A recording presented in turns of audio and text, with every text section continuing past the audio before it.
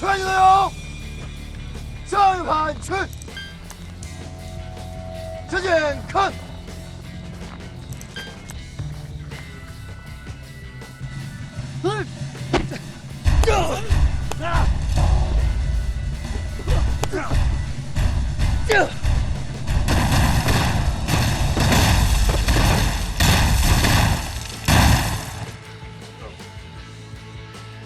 真是聊了。没事，没事。对，看出来了，你们这是身怀绝技，但是，哎，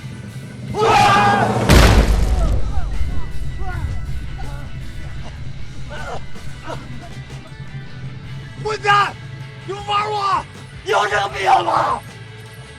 奶奶的，没有带陪着教练的呀！哎，你吓唬我呀！我是天不怕地不怕的飞行员。天不怕地不怕。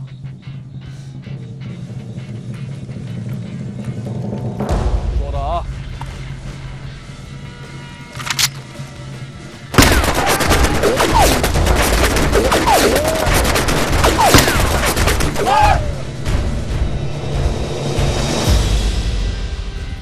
有没有弹头啊？有没有啊？有，这个有，这个真有，这个可以有。有。别跟我扯什么天不怕地不怕，你们怕，我也怕。你们怕被我打死，我怕打死你们。害怕不丢人，知道害怕，说明你们是人，不是机器。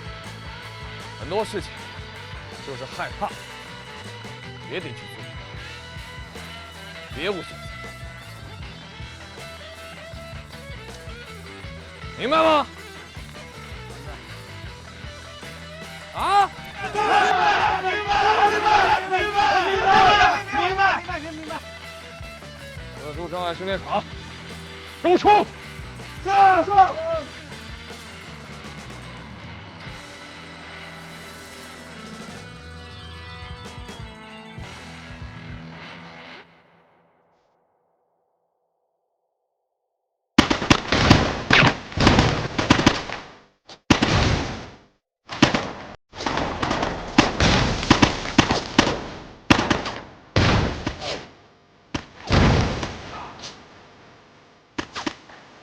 哇，你脸上怎么这么多血啊？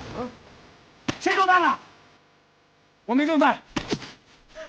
我明的，我是明的。他们都神枪手，心里有准儿。反正有事没有？这种日子什么时候才是个头啊？飞行员，他找不到吗？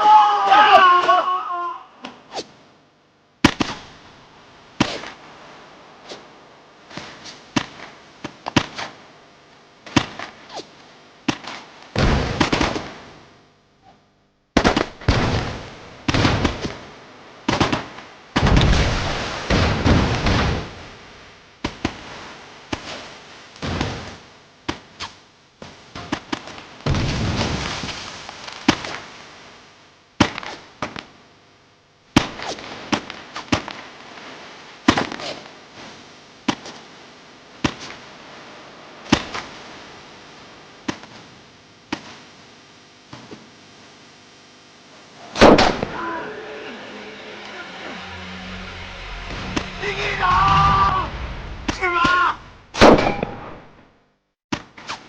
对，我水壶都快打烂了。等我回来告诉你，我等着你来找我。你现在快爬呀！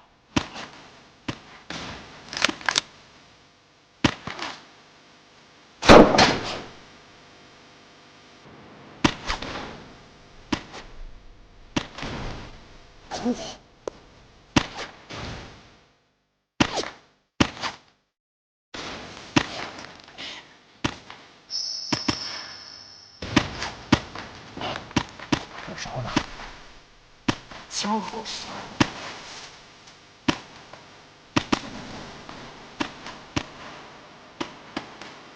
小子有点意思啊！别给我剩子弹，狠狠打！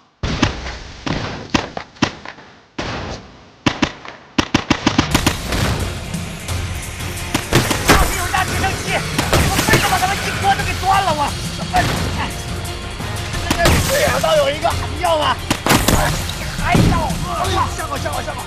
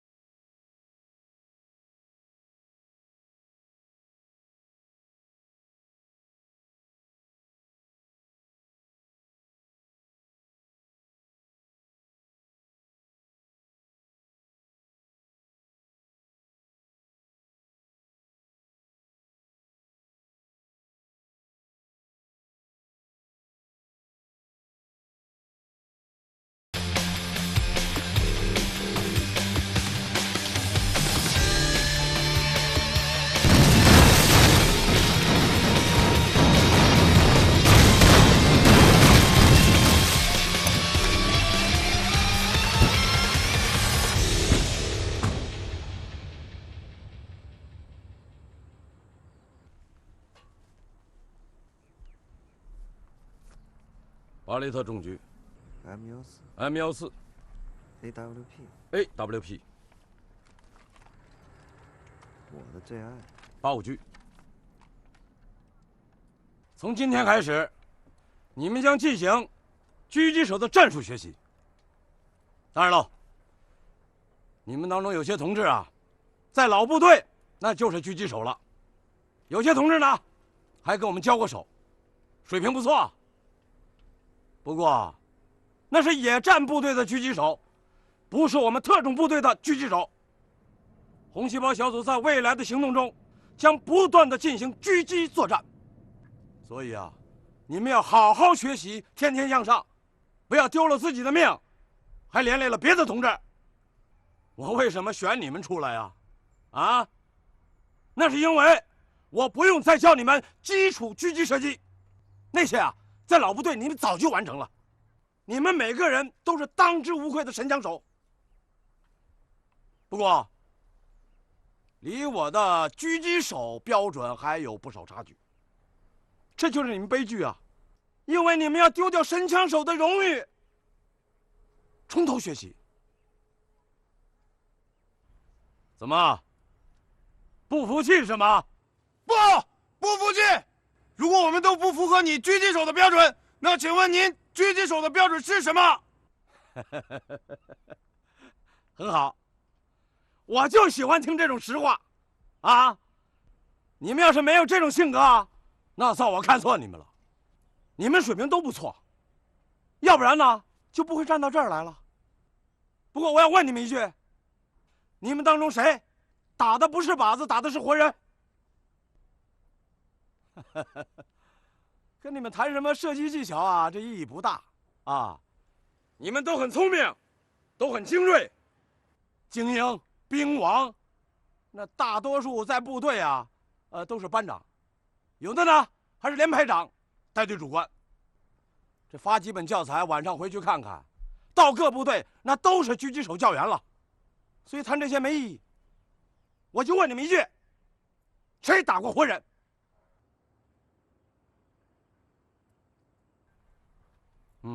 有人想啊，我们没打过仗，谁可能打活人呢？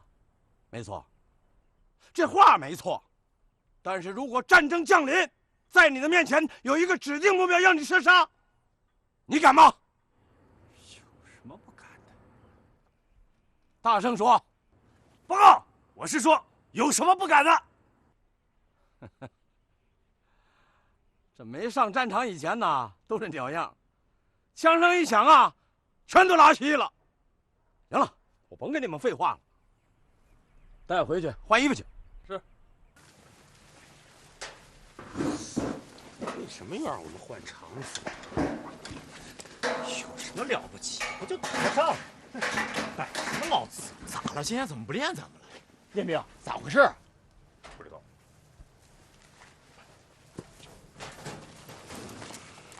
哎，你怎么想？我想知道他在想什么。龙龙，想什么呢？这一刻不好过。这一刻，不是，俺就想知道，他们咋就不练咱们了呢？他们的招都用的差不多了，还能有啥呀？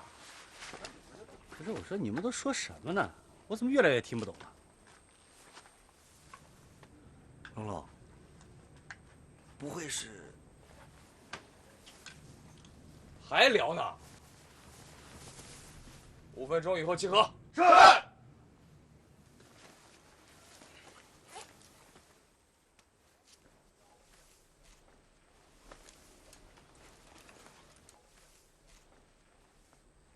向前去，向前看。不错，很准时，全力都有，加油，准，目标是塔，齐步走。现在就看。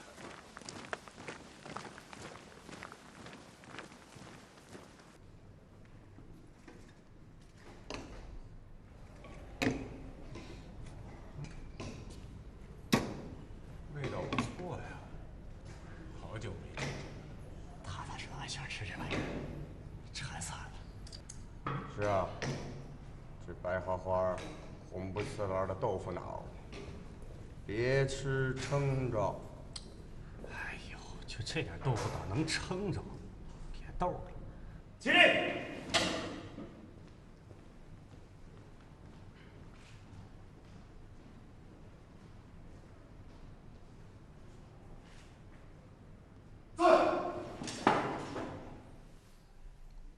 开饭。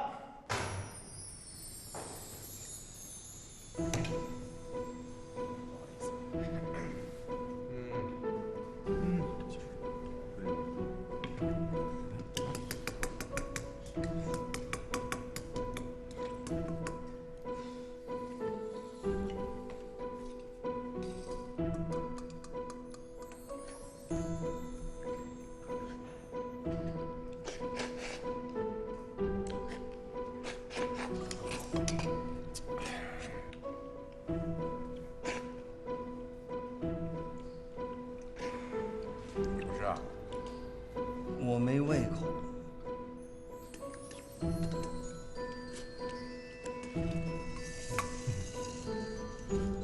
哎，刚才龙龙他说了，别吃撑了。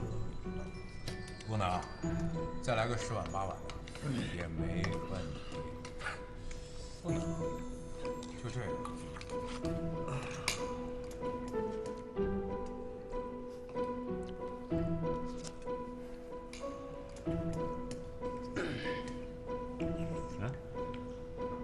你不吃啊？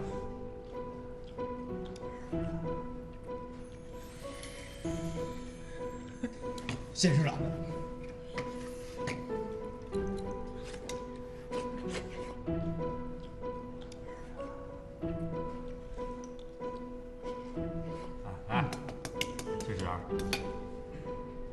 吃饭不那么快。报告，首长，我们那儿伙食没你们那儿油水那么大。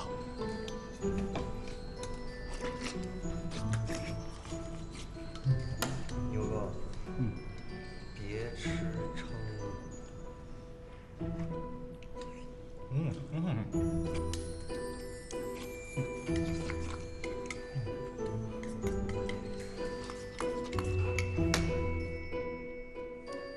这豆腐脑放开量吃啊，多吃点。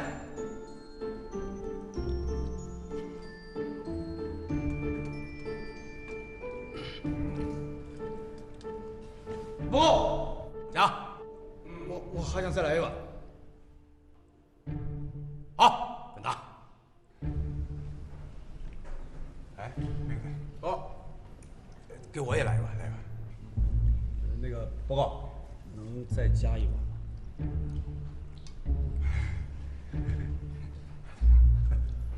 瞎搞。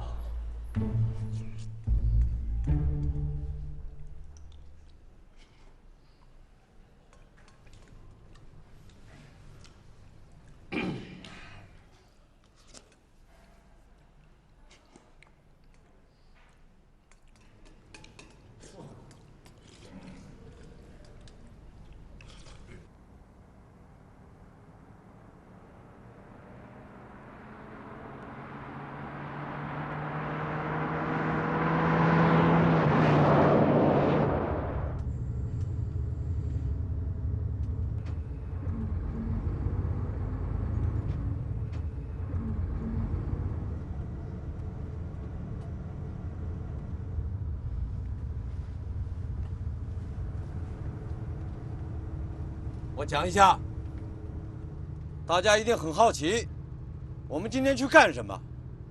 公安和武警有个大活动，我们是去观摩的，只戴眼睛，不戴嘴巴。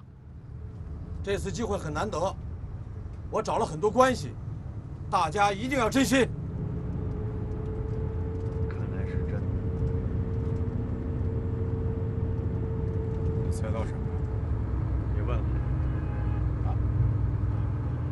你越晚知道越好。陈波，这是咋的了？你不是那种有话不敢我们说的人啊。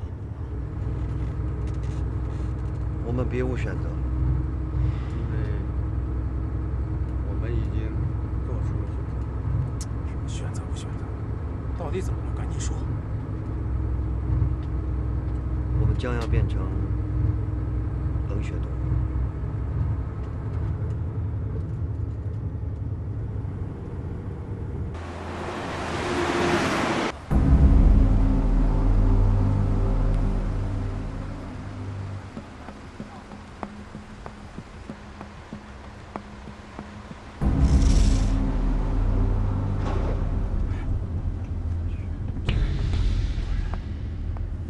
抓人啊？怎么什么车都查？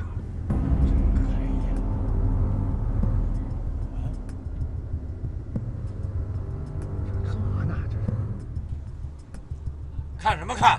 坐下。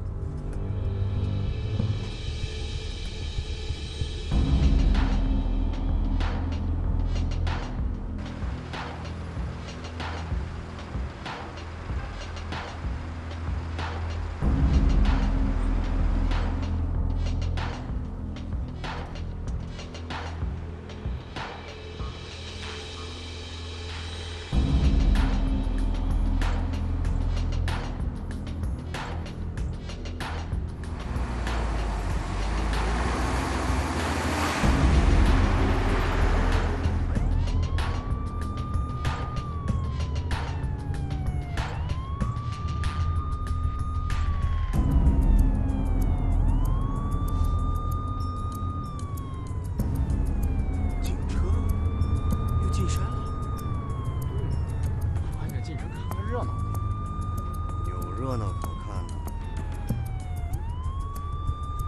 不会是真的吧？你觉得会是假的？告诉他们真的还是假的？假的真不了，真的。真假，我真搞不懂你这想什么。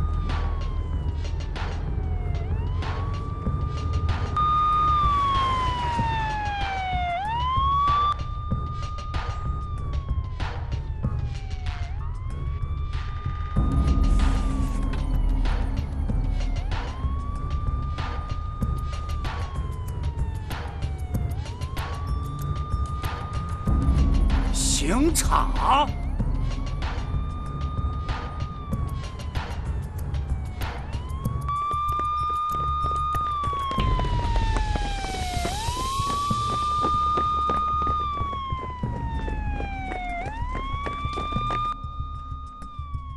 下车。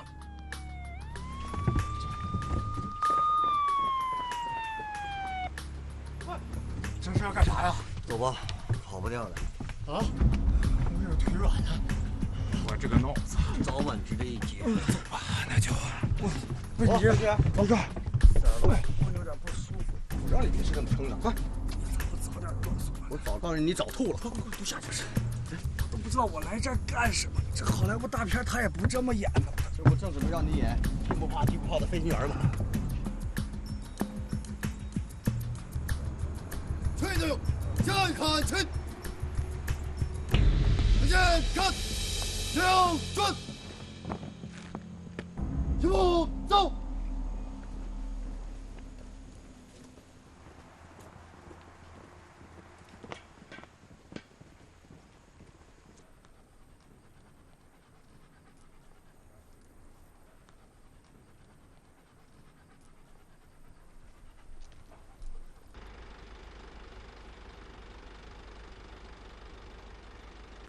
怎么，两位老哥都在啊？头等警戒，我们俩谁敢不在啊？不是只枪决一个吗？这个不简单，境外毒枭头目，大陆漏网了。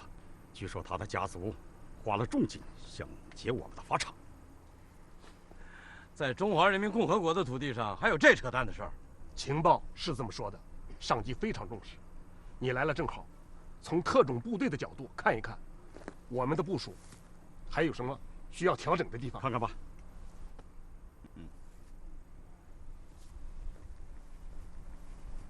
好家伙，这架势，就是真正特种部队来了，他也望而生畏啊。但愿如此吧，我们还是不敢掉以轻心的。情报部门讲，江湖上确实有过这样的传闻，他们正在搜集资料，希望一切正常。哎，我看你的学生们不是很情愿。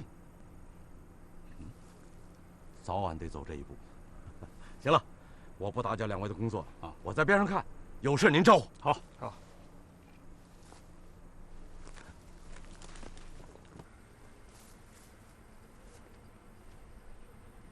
看见了吧？这警戒线1里，一会儿就是行刑的地方。你们站在位置，会很清楚地看见子弹击中死囚后脑的情景。你们都是军人，习惯和武器打交道。武器的真正含义是什么？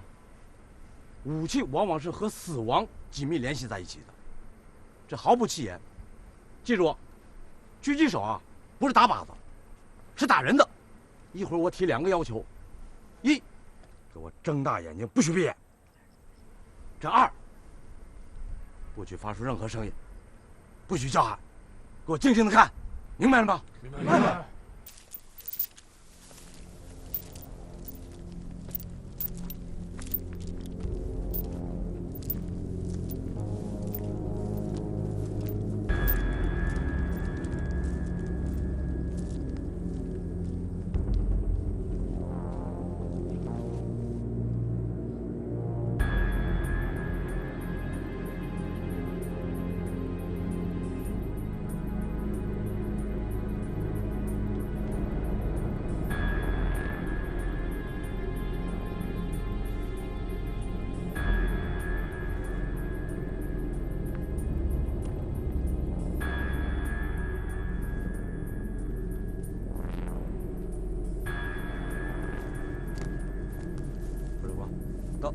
看什么呢？报告，反光。什么反光？狙击步枪瞄准镜的反光，可能武警在那里部署了狙击手。不过，我很纳闷，为什么要部署在那里？那是最佳的攻击位置，而不是最佳的防守位置。确定？确定。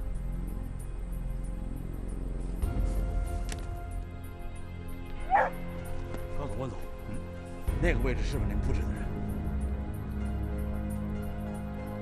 负责内卫。高总，是不是你们的人？不是，找到了，就在那儿。马上搜索。是，安排我上。司令，上！快！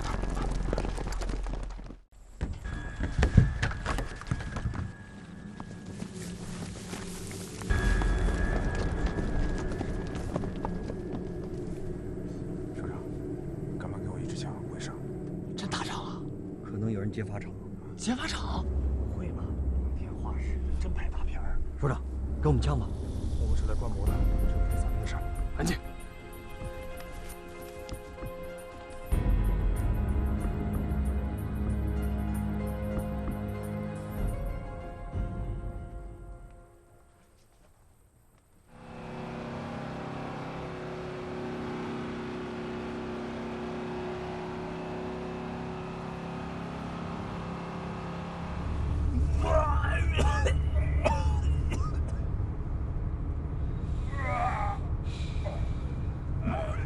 我早知道就不吃你的豆腐脑了。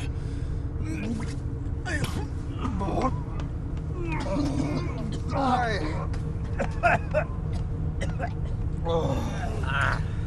哎呀我的妈，胆汁都吐出来了！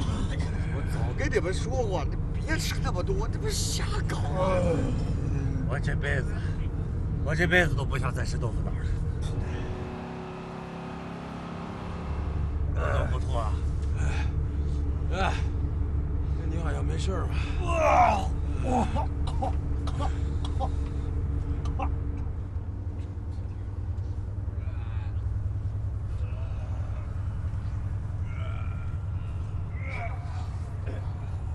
号，想什么呢？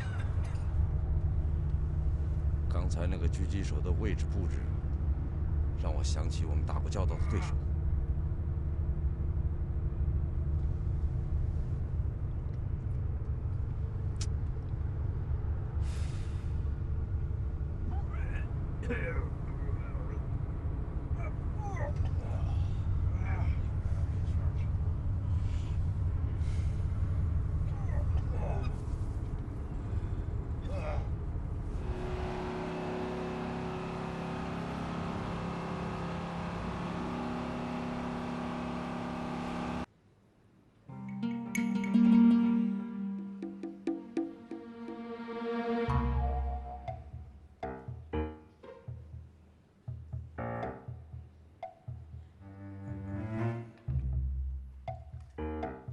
来，都往我这看！你看这红烧肉烧的多好啊！今天伙食不错，咱们解放军的伙食标准提高了。你们都给我吃啊，别饿瘦了。饿瘦回去，你们这单位领导说我扣你们伙食费呀！看我啊！香，有肥有瘦的。吃吃。受不了，连长，这是我们必经的一关。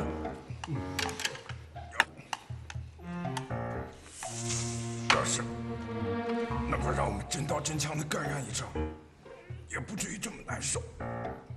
真刀真枪，这一关我们都为不过，过得了。我不行了。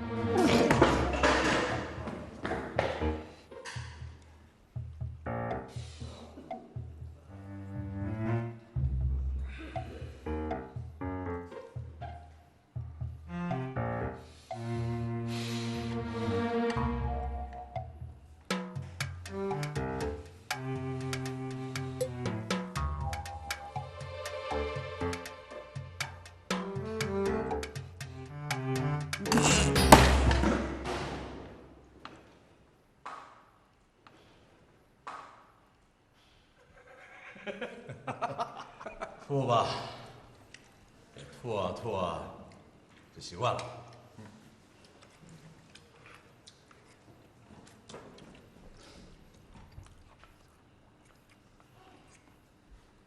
跟我出去一趟。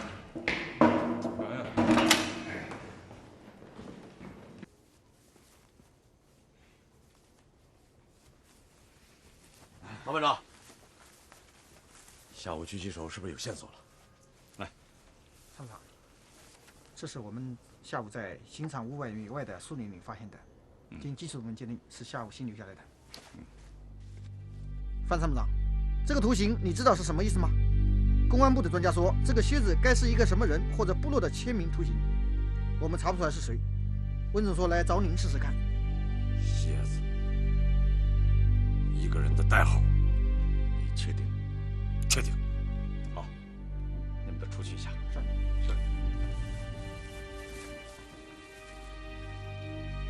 我认识蝎子。好，老班长啊，再说。好。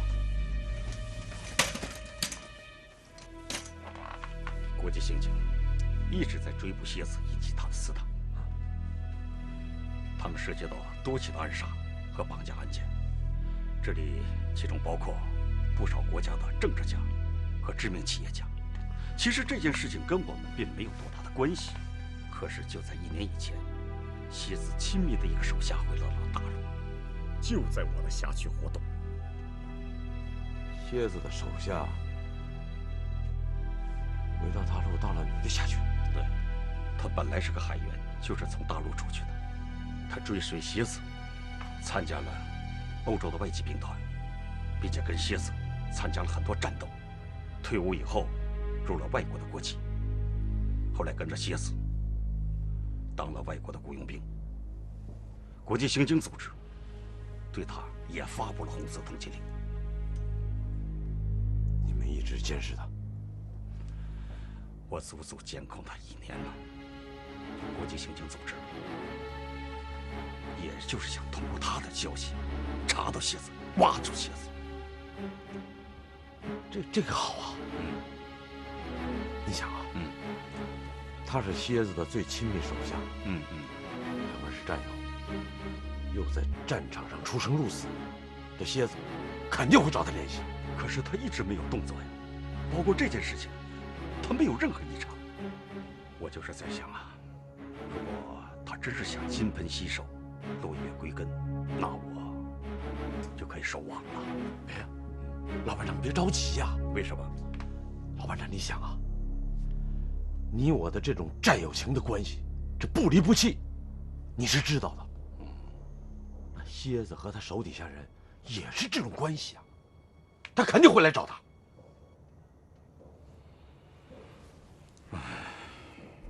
你说的也不无道理。这样，我继续监控王亚东，也许会有新的发现。你说呢？没问题，老班长。你是刚才说那个王亚东是不是长得白白净净的？对呀。这个人我见过，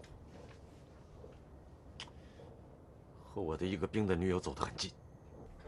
老班长，这个人你也认识？何晨光。对。其实你也不需要担心了，他们已经分手了，这是你兵的幸运。万一他被卷进来，那可就麻烦了，影响他以后的前途。这种结果是最好的。老班长，你不知道啊，何晨光是烈士的儿子。啊？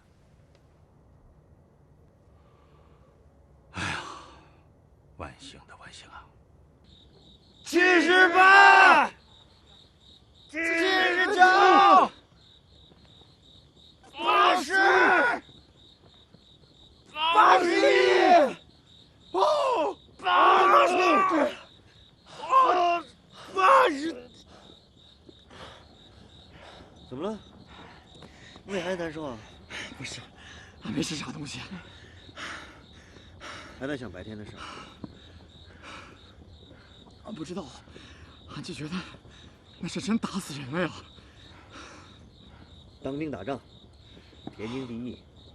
如果打仗哪有不死人的？俺真不知道。俺以前想当狙击手，可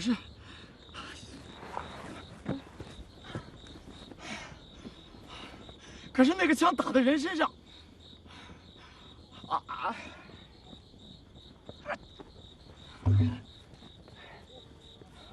这该死，你知不知道啊？俺知道他该死，他是个死刑犯，俺知道他该死。那你想什么呀？俺说句实话，俺拿了2级厨师证，可是俺连鸡都没杀过。你后悔了？俺不知道。俺当兵，俺觉得很光荣。现在又有机会进特种部队，俺觉得这连做梦都不敢想的事，这是。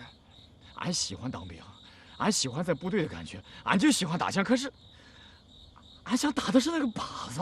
我说李二牛，你脑子里每天都在想什么呀？净整那没用的。你想能解决问题吗？天天喊着打仗啦，打仗啦！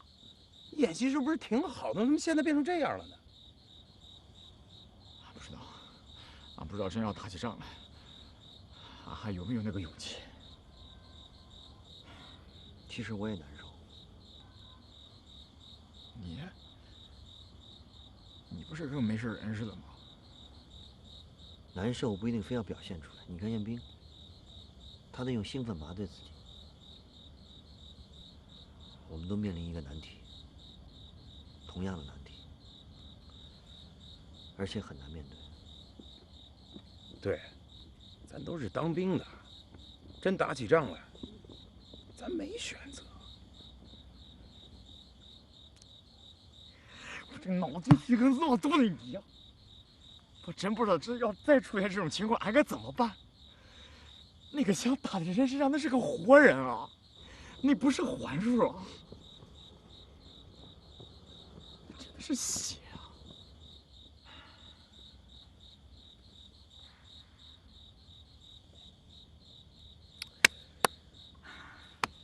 我问你们一个问题：如果我们走在街上，看到匪徒行凶，我们怎么办？打他？对呀。如果匪徒手里有枪呢？不犹豫，照样干。你们说的都对，其实这也是我思考的答案。可能到了那个时候，我们肯定会挺身而出。但如果非要取了对方的性命才能挽救无辜的受害者，你们还会犹豫吗？不会。这不就得了？我们还考虑什么？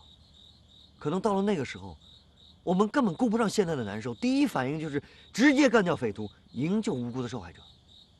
很多事情想复杂了，我们也解决不了。复杂问题，简单面对，有的时候更直接一点。我明白你意思。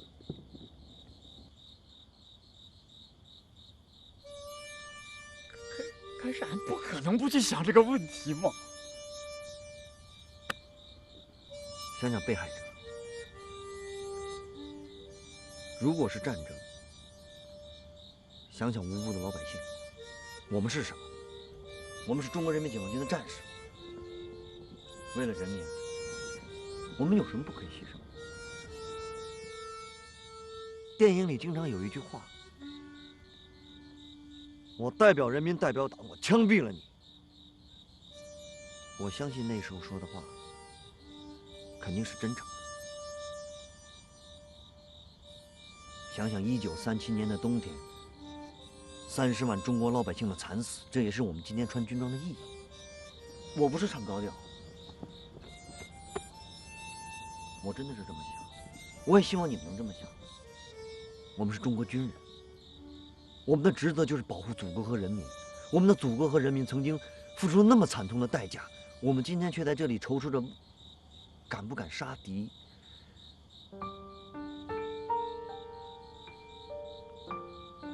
我觉得，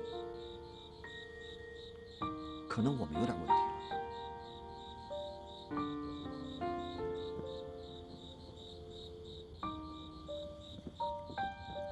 我知道了，指导员同志。他什么变指导员了？哎呦，我这个脑子！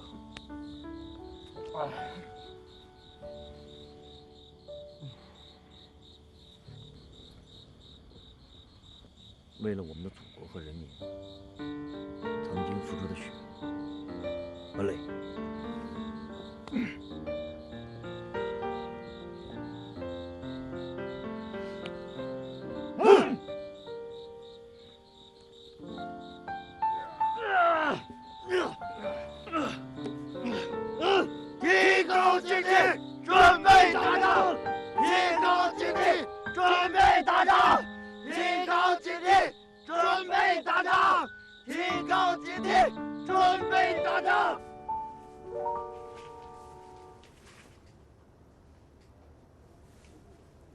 浩，你打算告诉他了？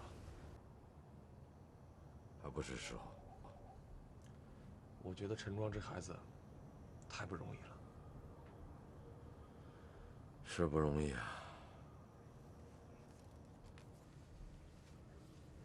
谁都不容易啊。吴浩，你知道我为什么说残忍吗？我觉得陈庄这孩子完全可以是另外一种生活。假如他不来当兵，假如他不来我们特战旅，你不觉得何晨光是个好兵的材料吗？是，我是这么认为。我的意思是，对他个人不公平。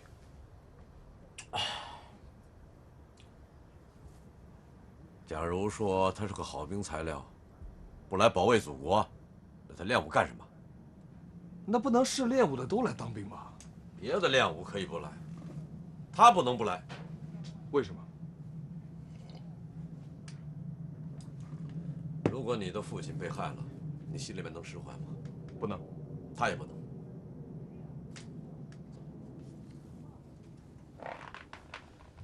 人生几十年呢，要么压抑，要么爆发。他承载的东西太多了。他要是找不到一个心灵的出口，他可能很有名，很富有，但他内心不能释怀啊。他找不到幸福和快乐。记住啊，真正的幸福和快乐，不是来自于物质，而是来自于心灵。你当初招他入伍的时候，你怎么知道蝎子一定会在大陆出现呢？我也不知道，我还以为他死了呢。对呀，假如蝎子不出现，他找不到蝎子，没法替他父亲报仇，怎么释怀？什么呀？狭隘了。我说的这个心灵的出口啊，不是以血还血，以牙还牙。作为一个小男孩，父亲在他心里的意义是多重要。他一直没有跟父亲生活在一起，母亲遭车祸去世了。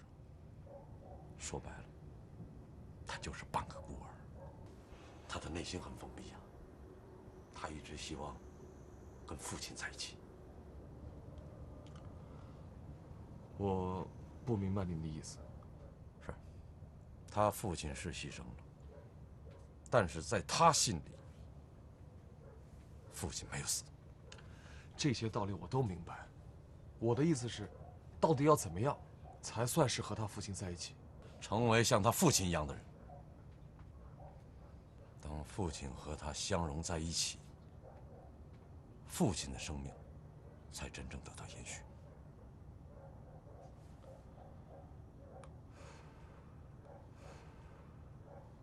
行了，你以后会明白的。走，跟我操练操练去。是。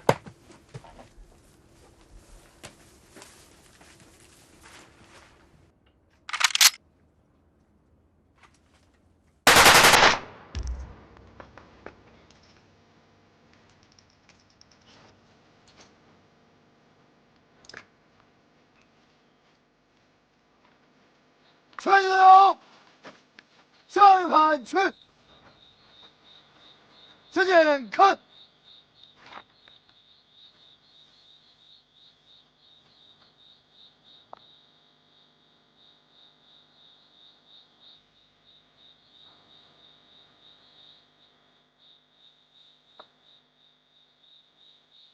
草包，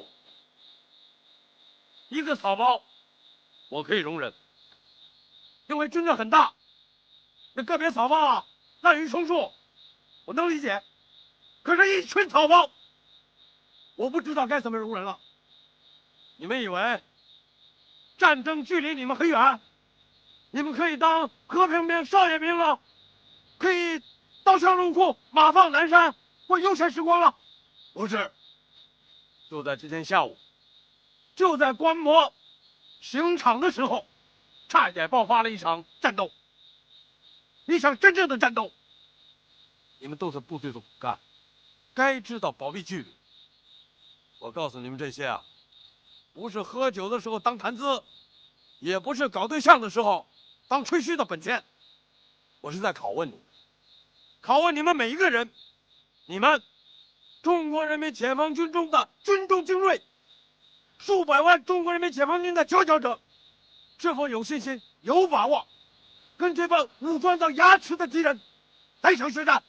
不。讲，如果真的发生战斗，我一定要给他们点颜色看看，让他们知道我们不是吃素的。是，你不是吃素的，是吃肉的，是吃豆腐脑都吐的。这，好在今天没有爆发真正的战斗，要不然，解放军的脸都让你们给丢光了。在这里，我要表扬何晨光。虽然他和你们一样草包，但他毕竟发现潜伏在500米以外山上的狙击手。这说明什么？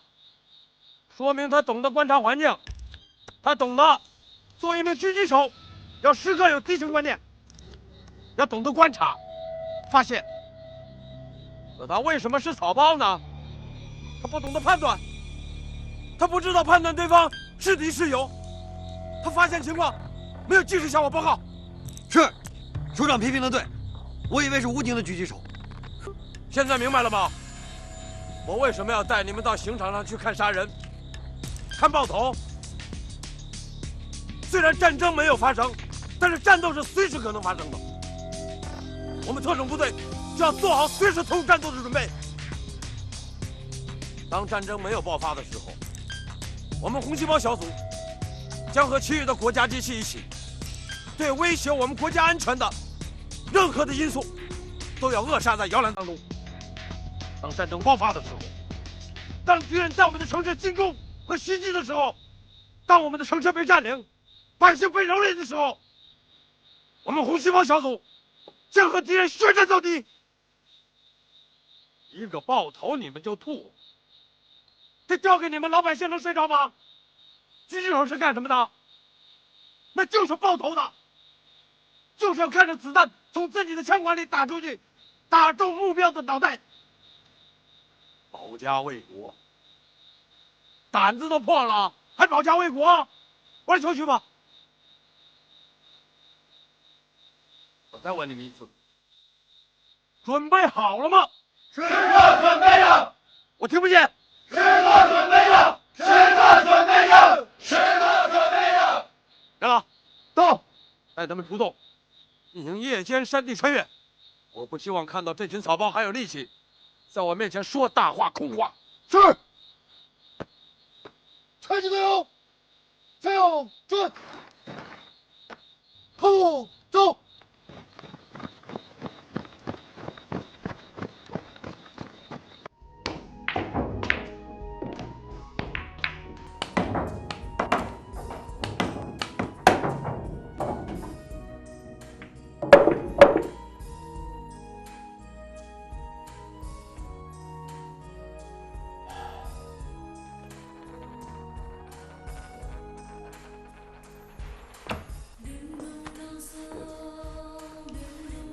董事会怎么说的？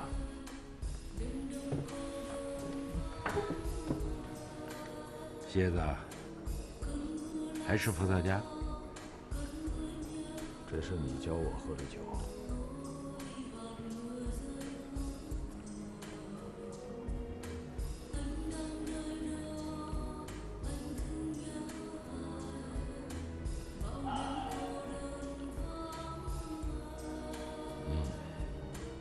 味道不错。我在想，我这样做到底值不值？值得，你救了你部下的性命。蝎子，我告诉你，你不要把你的想法强加给董事们。这帮董事，他们只是为了投资，他们所做的一切都是生意，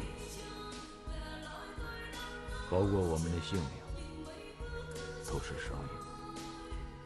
蝎子，你已经不是毛头小伙，我告诉你，一定要稳住自己的情绪。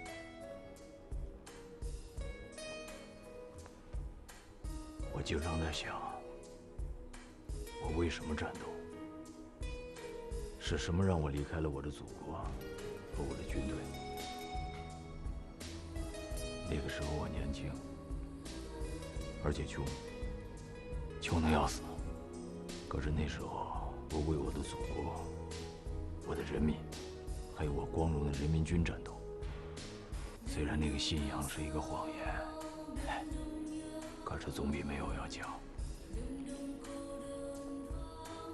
我告诉你为了什么？你现在所做的一切，都是为了你自己。是为了钱，为了那该死的、肮脏的、带着血的钱。对，我们就是为了钱。没有钱，你母亲死，恐怕你连一口棺材都买不起。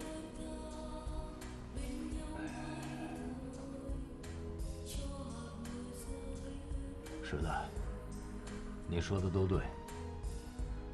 我离开了祖国，离开了军队，跟着你到了外籍宾馆。你做了我的教官，我充分的相信你。后来，我又有了自己的兄弟，他们跟着我一起做了职业杀手。现在是有钱了，有很多的钱，可是又有什么用呢？我没有了国家，没有了军队，没有了信仰，没有了我的母亲。蝎子，你放心，一切都会过去。你现在还年轻，早晚有一天你会想明白。你是要告诉我让我滚蛋吗？不是，蝎子，我告诉你，我已经说服了董事会，董事会的成员同意你留下。不过，你不能担任主要的任务。蝎子，你永远要记住，你是我手中的王牌，王牌。有什么意义呢？我打算离开。离开？你想去哪？我要回国，去我的故乡，在那里安安静静的度过我剩下的时间。你回得去吗？你的祖国比刑警组织更想抓你，你在他们眼里，你就是个逃犯，是个叛徒。你忘记了，我是蝎子，我是丛林里的蝎子，我可以伪装潜伏下来。那又如何？强中自有强中手。我告诉你，你早晚有一天会被识破，他们会永远的在监视你、追踪你。他们想通过你查到我们这些幕后的黑手。哪一天，他们一旦发现你没有价值，就会追杀你。总会有那么一天，哪里都藏不住了。可是如果那天来的话，我不会有好下场。你们也一样。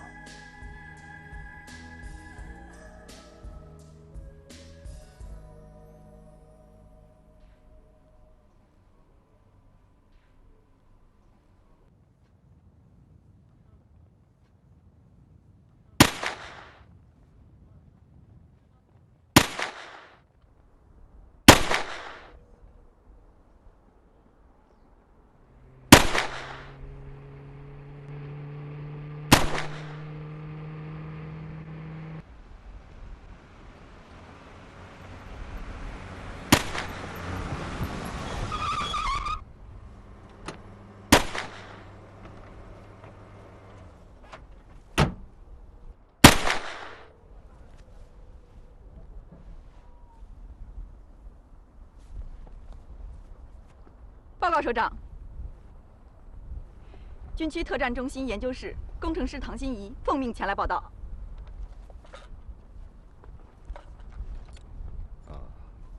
唐心怡，应该说，我这是第一次见到你本人。果然很精干。谢谢首长。你对军事游戏很有研究。报告首长，我也只是在工作上有所接触罢了。我一直对特种部队有所研究，在对外军特种部队的研究中，他们利用电脑游戏进行练兵的时候，一直是我关注的训练手段之一。利用军事游戏来训练部队，这对于我们来讲还是一个很新鲜的课题啊。是啊，首长。外军的起步比我们早多了。那我们也要迎头赶上。首长，您的意思是，我们也要开发军事游戏？那太好了。不好意思，首长，我有点失态。没有关系。你今年多大了？报告首长，24。24，年轻，有知识，有干劲儿，很好。谢谢首长鼓励。是这样的。今天上午呢，军区开了一个特别会议，专门研究了关于军事游戏的问题。我们已经接到军委首长的命令，研发军事游戏的任务落在了我们东南军区的身上。对于外军来讲，这不是一个什么新领域，但是对于我们来说，这个领域就是全新的。所以，我们要成立一个军事游戏办公室，专门来研发我们自己的军事游戏，研发我们解放军的军事游戏。首长，那太好了。好是好，可是你知道，咱们部队当中，真正了解军事游戏的人可以说是凤毛麟角。你的这份关于军事游戏的汇报材料，我们都非常仔细地看过了。看来你是非常的熟悉军事游戏，所以军区决定由你担任军事游戏办公室的主任。我？对，怎么？有什么不同意见吗？首长，我还太年轻了。怎么年轻呢？我跟你讲啊，当年战争年代，咱们最年轻的兵团司令员，你知道，才23岁啊，比你现在还小1岁呢。啊？我不相信这件事情比渡江战役还难答。首长，我怕我搞不好。那就去探索嘛，总要摸着石头过河嘛。我们给你时间，在人力物力上给你充分的保障。这件事情对于我们军队来说，具有挑战性，也具有很多的未知数。你的材料我看过，你14岁就参军了。是，首长。不简单，在军队里成长起来的女孩子，而且还在特殊的部门工作过，参加过那么多战斗，出生入死。我知道，你执行上级的命令是不折不扣的。我相信，你是一个优秀的青年军人。首长，我还不够格。军人的天职是什么？是，我服从命令。好了，小唐主任，从现在开始，你就是军事游戏办公室的主任了。谢谢首长。怎么样？有压力吗？有。有压力，才会有动力。我相信，不管前面有多少困难，你能够啃下这个山头。是，首长，保证完成任务。嚯，哎，这拍好莱坞大片吧？好久没开直升机了，手都痒痒。你别得意了，我怎么看这架势怎么不对？啊？别不，行，别老那么晦气。集中！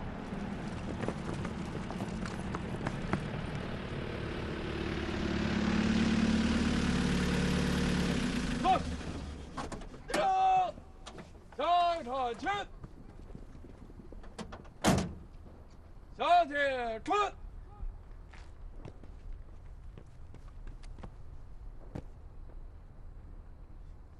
报告，参谋长同志，红细胞特训班集合完毕，应到17人，迟到17人，请指示。小心。是。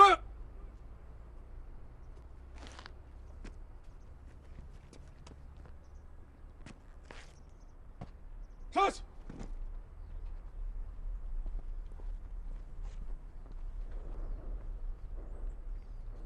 同志们，小心！今天我们玩个红蓝对抗游戏，也算是你们狙击手战术理论结业的测试。这个游戏的名字很通俗，打猎。怎么玩呢？就是抽生死签儿。这副扑克牌中啊，谁抽到其中的大小王，谁就是猎物。猎物是2个人组成，一个狙击手，一个观察手。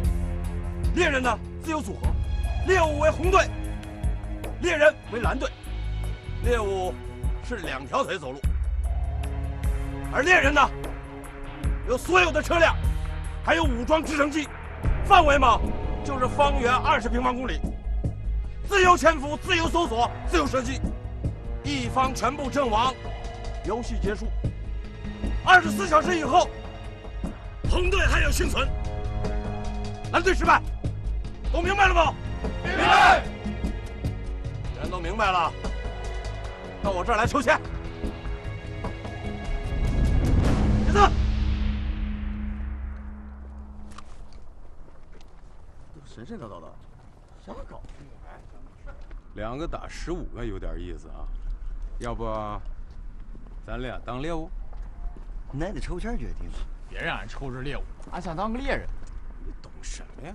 当猎物那才够刺激。够啥刺激？2个打15，能打得过去啊？哎，要不然你俩当猎人，我当猎物。他怎么那么小被虐呀？少胜多，那才算本事。他的意思是，如果他是猎物，必将猎人一一干掉。看到没？还是你了解。也包括我。等的就是要打败你，乳酸菌。试试看吧。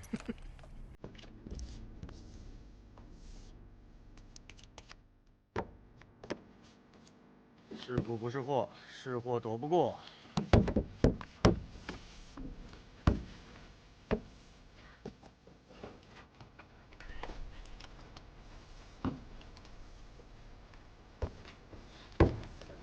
开飞机当猎人，开飞机当猎人，开！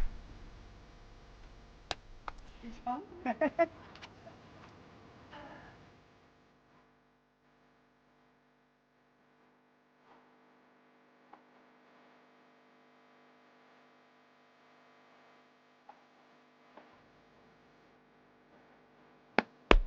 副本。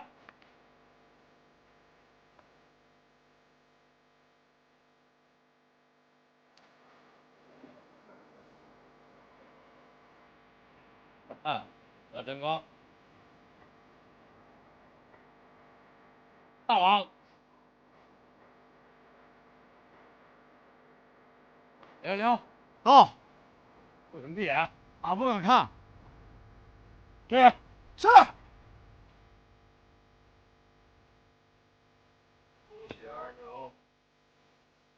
恭喜二牛！恭喜二牛！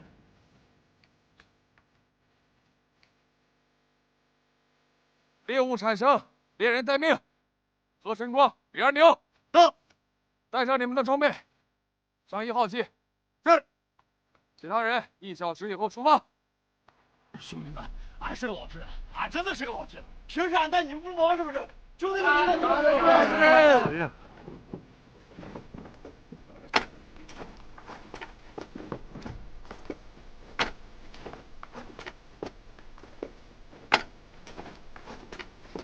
小心点我。我希望最后一个干掉。谁先干掉谁还不知道。